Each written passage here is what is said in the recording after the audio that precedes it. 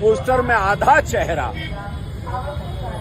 Doctor Bhimrao Ambedkar ji का और आधा चेहरा माननीय अखिलेश यादव जी का लगा के प्रचार किया। इससे घोर निंदनीय कुछ नहीं हो सकता इस देश में, इस उत्तर प्रदेश में।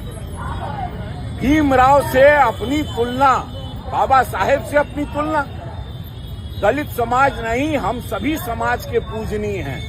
उसी संविधान पे ये भारत चलता है। जय भीम भाई लोग, इस वीडियो में बात करते हैं हमारा स्टार विकास और रवि किशन के बारे में। जी हाँ, तो माननीय अखिलेश यादव और डॉक्टर बाबा साहब भीमराव अम्बेडकर के बारे में कुछ रवि किशन जी इस वीडियो में बोले हैं। जी हाँ दोस्तों, रवि किशन जी बात बहुत सुपर बोले हैं। डॉक्टर भीमराव से मुकाबला किसी करने का औकात नहीं है। जी हाँ, अगर सब कट्टर अम्बेडकरवादी हो तो कमेंट में क्या करना चाहते हैं रवि किशन को जरूर लिखिए और वीडियो को जरूर शेयर करना।